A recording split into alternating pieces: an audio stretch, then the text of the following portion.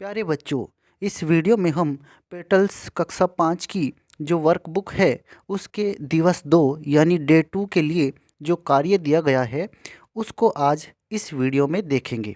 यहाँ पर भी हमें आज फिर रिवीजन वर्क ही करना है। इससे पहले वाले वीडियो में भी हमने आपसे कुछ महत्वपूर्ण बातें साझा की थी। इस वीडियो में भी हम आपसे और अन्य महत्वपूर्ण बातें साझा करेंगे। आपको यह वीडियो बहुत ध्यान से देखना है। यहाँ पर प्यारे बच्चों आपके लिए कुछ महत्वपूर्ण शब्द हैं, सम इम्पोर्टेंट वर्ड्स हैं जो आपको देखने हैं। सबसे पहला हमारा वर्ड है दिस। ये इसका मतलब होता है यह, और ये एक वचन के लिए यूज़ होता है। हम एक वचन बहुवचन आपको पहले ही बता चुके हैं। और ये जो है यह यानी दिस जो है ये पास के लिए यूज़ होता है। और ये प्यारे बच्चों सब्जेक्ट होता है। सब्जेक्ट क्या होता है, वर्ब क्या होती है, ऑब्जेक्ट क्या होता है, ये हम आपको आने वाले कुछ वीडियोस में बताएंगे। इसके बाद बात करते हैं दैट की। दैट का मतलब वह होता है और ये भी एक वचन में ही इस्तेमाल होगा, प्रयोग होगा, लेकिन ये दूर के लिए यूज़ होगा, जबकि दिस जो है वो पास के लिए होता है। दैट में एक बात और आपको याद रखनी है, ये छोटी चीज़ों के लिए, छोटे जानवरों के लिए भी, ठीक है, और निर्जीव चीज़ों के लिए इस्तेमाल होगा दैट। इसके बाद बात करते हैं ही की। एच ई ही मैंने क्या होता है, वह। ये भी एक वचन के लिए ही प्रयोग होगा और ये पुरुष के लिए प्रयोग होगा। कोई आदमी है, जैसे वह एक राजा है, इस वाक्य में वह के लिए ही लगेगा, ही इज़ अ किंग। ठीक है।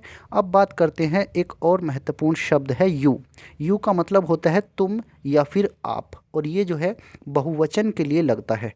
बहुवचन शब्दों के साथ में इसको हम इस्तेमाल करेंगे। ठीक है। जैसे एक एक नया और शब्द देखिए वी। वी का मतलब होता है हम, ये भी बहुवचन के लिए ही प्रयोग होगा। दे का मतलब होता है वे, ये भी बहुवचन के लिए। दोज का मतलब भी वे होता है, ये भी बहुवचन के लिए इस्तेमाल होगा। दीज का मतलब क्या होता है, ये भी बहुवचन के लिए इस्तेमाल होगा। अब बात करते हैं हम आई की। आई का मतलब होता है मैं। ठीक है। वैसे तो अगर हम वर्तमान काल में बात करेंगे तो ये हमेशा एम के साथ प्रयोग होगा। Am, A M M, am के साथ प्रयोग होगा। ठीक है। ये एक वचन और बहुवचन दोनों में प्रयोग होता है। कौन, आई। इसके अलावा आई जो है वाज के साथ भी लगता है। आई के साथ में हैज नहीं लगता है, इसके नीचे हमने क्रॉस का निशान लगाया है। आई के साथ हैव लग सकता है, आई के साथ हैड भी लग सकता है, आई के साथ शैल भी लग सकता है, विल भी लग सकता है, और आई के साथ में शैल भी और विल भी ये भी लग सकते हैं। ये क्या होते हैं प्यारे बच्चों, आप आने वाले और जो वीडियोस होंगे उनमें ये सब बातें सीख जाएंगे। बस आप थोड़ा सा इन शब्दों को देखते चलिए। इसके बाद इज़ का मतलब होता है, ये एक वचन में लगेगा। इज़ मतलब है, ये एक वचन के साथ लगेगा। आर का मतलब होता है हैं, मतलब बहुत सारे हैं, कोई भी चीज़ें हैं, कोई व्यक्ति हैं, कुछ भी हो सकता है, लेकिन बहुत सारे होंगे। हैं जो है, आर जो है वो बहुवचन में लगेगा, और आर का मतलब हो भी होता है। ठीक है। ये यहाँ पर वर्ब है। Is, am, are, was, were, has, have, had, ये सभी यहाँ पर वर्ब हैं, ये आपको याद रखने हैं। ठीक है। और अब हम बात करते हैं, एक और इम्पोर्टेंट वर्ड है हमारा वाज। वाज का मतलब होता है था, थी, ये एक वचन में लगेगा। वाज का मतलब था, थी। ठीक है। था, थी, ये एक वचन में लगेगा। वर, वर मतलब थे, ये बहुवचन के साथ में इस्तेमाल होगा। अब प्यारे बच्चों यहाँ पर आपसे कुछ हमने उदाहरण साझा किए हैं। जैसे एक उदाहरण है, दिस इज़ अ डॉग। यहाँ पर दिस एक वचन है, दिस मतलब यह है, इज़ मैंने है, ए मैंने एक, डॉग मैंने कुत्ता, यह एक कुत्ता है। बस आपको यहाँ पर याद क्या रखना है, दिस एक वचन है, ये सब्जेक्ट दिस एक वचन है, तो इसके साथ में वर्ब भी एक वचन ही आएगी। यानी कि आपको याद रखना है, अगर एक वचन का सब्जेक्ट हो, ठीक, और तो उसके साथ में क्रिया भी एक वचन की ही आएगी, यानी कि वर्ब भी एक वचन की आएगी। सब्जेक्ट क्या होता है, जो कार्य को करने वाला होता है या जिसके बारे में कोई बात कही जाती है उसको सब्जेक्ट कहते हैं। ठीक है। जैसे किसी का नाम भी होगा तो वो भी सब्जेक्ट है। बाकी ये जो प्रोनाउन होते हैं, ही, शी, इट, दिस, दैट, दे, ये सभी के सभी ये भी सब्जेक्ट होते हैं। ठीक है, आपको ये याद रखना है। जितने भी नाउन होंगे आप ऐसे याद रख लेना, नाउन को सबको सब्जेक्ट कह सकते हैं।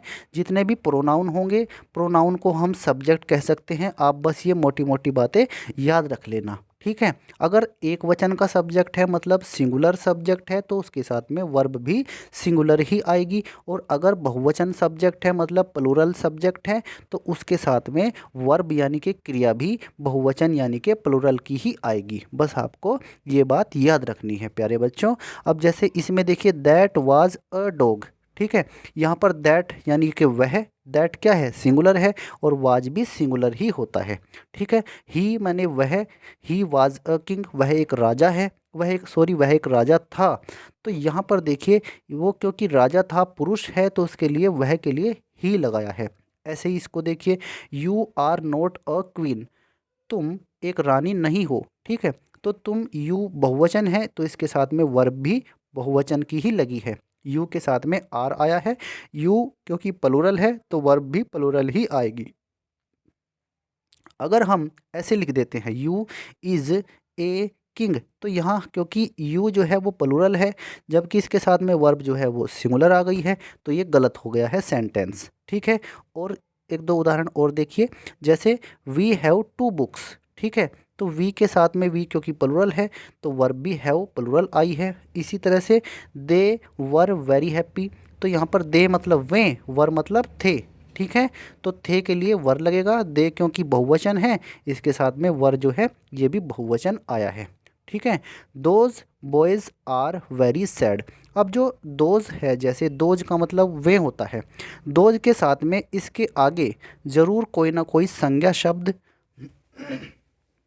कोई नाउन जरूर आएगा, ठीक है। दोज के तुरंत बाद कोई नाउन जरूर आएगा, ठीक है। ऐसे ही दीज के तुरंत बाद भी कोई नाउन आएगा और दोनों के दोनों प्लूरल फॉर्म में आएंगे, प्लूरल हैं। देखिए दोज के बाद भी प्लूरल लगा है बॉयज़ और ऐसे ही दीज के बाद भी प्लूरल लगा है गर्ल्स, ठीक है। ये बात आपको याद रखनी है।